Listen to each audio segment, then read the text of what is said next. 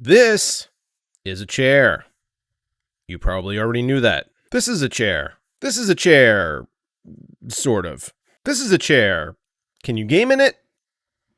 Oh, yeah, probably. This is a chair. This is a No, wait, this is a dog. Look at him. All right, back to chairs. They all kind of do the same thing. So why is it that one of these costs $200 and one of these costs $2,000?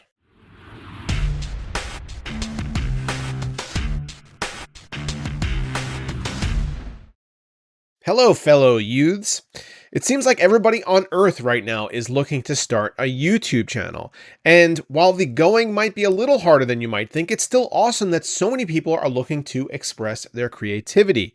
But after you shoot your first masterpiece and before you click on that upload button, there is a crucial middle step that you will need to master, and that is video editing. The easiest way to get started down the path of using awesome transitions like this is through today's sponsor, Skillshare. Skillshare is an online learning community with thousands of classes on everything ranging from music productions to web development. And regardless of your skill level, you can fill your cup of knowledge with info from creatives, tinkerers, and pros alike. I recently decided that I was kind of tired of just having the bare minimum of editing skills. So I took advanced video editing with Adobe Premiere Pro by Jordy Vanderput. But you don't have to jump into the deep end. You could learn the basics with Essentials Training Course by Daniel Scott.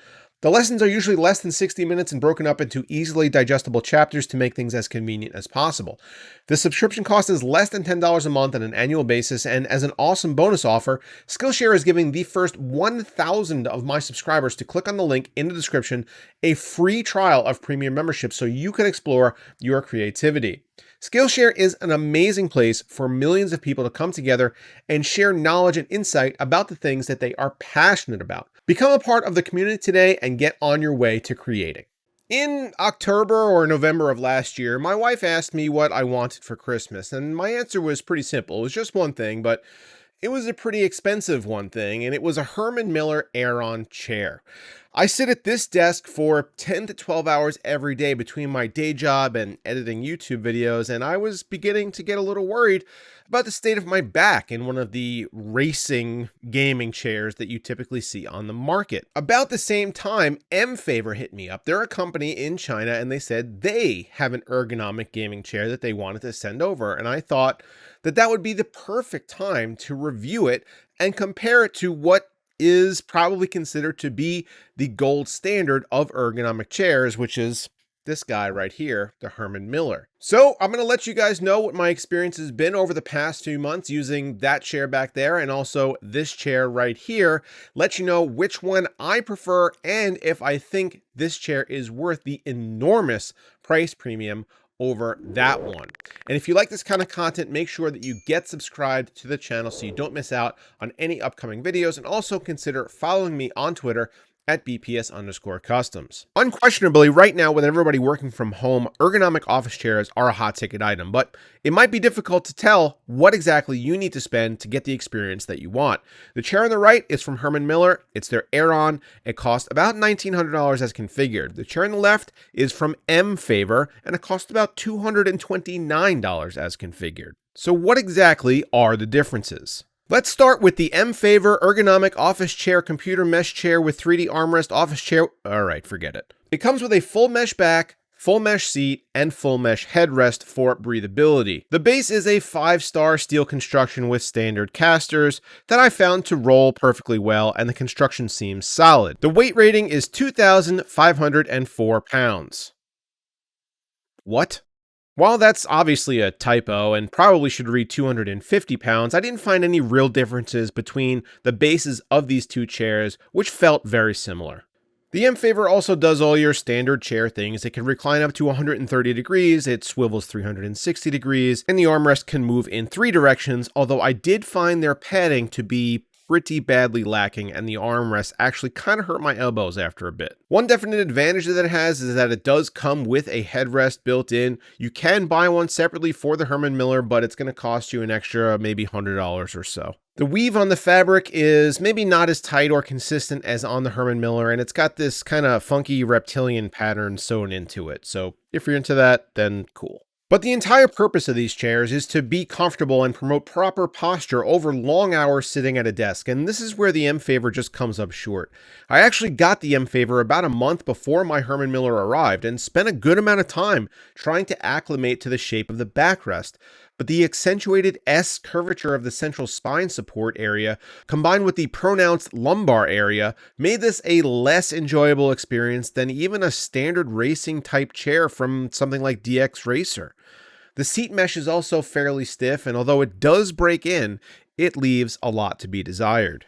I had my mother-in-law test it out without telling her anything about it, and the first words out of her mouth were, "This is not comfortable," followed by a bunch of head shaking and the word "no" several times over. It mirrored my experience with the chair. I just couldn't get it to work for me. Contrast that with my experience of the Herman Miller, and the gulf is vast. Yes, this chair was built specifically for me. I ordered the large size, the color combination I wanted, the backrest support system I thought would work best for me, the squishy and super comfortable armrests, and when it was all told, after tax and shipping, the total cost was about 8 times as much as the M Favor. That additional $1,600 is an absolute deal breaker for most people. But consider that if you're willing to buy one of these secondhand, you can get them for about $500. And the value proposition there goes way up. The mesh weave on the seat and backrest is uniform and tight. The seat can be locked into several different levels of tilt allowance to give you some room to rock without letting you slouch. And the reason that these chairs exist is because of the huge amount of engineering, time, and refinement that goes into the backrest support structure. It's hugely customizable and takes the proper shape of your mid and lower back. I again used the mother-in-law test here, and her immediate reaction to sitting down was, "Whoa, it feels like I'm floating." In fact, the way the seat fabric is suspended does give a slight sense of floating, and the experience of using this chair over the past few months has been exceptional. So does everybody actually now need to go out and buy a $2,000 chair? Is that actually what I'm saying? Of course not. Most people can't afford a $2,000 chair. It's just a crazy luxury item that serves really not enough purpose in their lives to justify that level of expense. However, it is really important if you are approaching this kind of purchase to do the research into what exactly you're getting for your money. Yes, one product might be 1/10 the cost of another, but if it doesn't meet your needs and is maybe going to cause you additional problems down the line, that shouldn't really be a consideration for you. The racing type gaming chairs that you see all over the place and can be had for as little as maybe $110 on Amazon or as much as $600 through one of the high-end manufacturers are all pretty similar. They all come from pretty much the same place, and I would argue that almost any of them would give you a better seating experience, unfortunately, than the M Favor back there.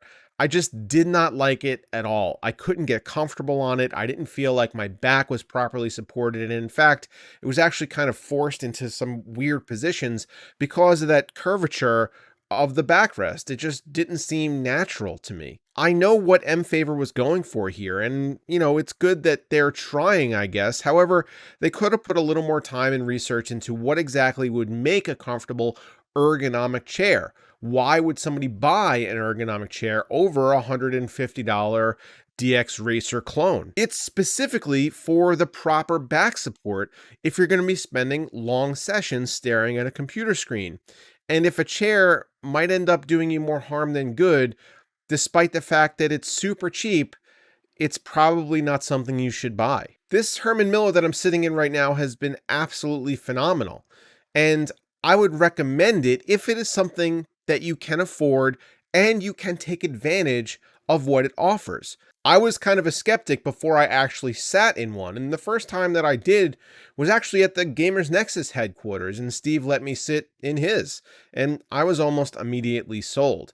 If you have the opportunity to try out a friend's chair or go into a store and try one out, I would highly recommend that. Everybody is going to feel differently about their situation when they are seated. Everybody's posture is a little bit different. Everybody's body type is a little bit different. Everybody's spine curvature is a little bit different. And that's definitely going to play hugely into the decision that you make here. But buying something just because it's cheap and has the word ergonomic in the title is a poor decision. So that's it for this video, guys. Thank you so much for watching. I hope you enjoyed it and took something away from it. Maybe you are looking for a new chair, and if so, I've linked to the M Favor down below if you want to go check it out or take a look at some other chairs that are on Amazon. Don't forget to get subscribed to the channel if you are not already, and I will see you in the next video.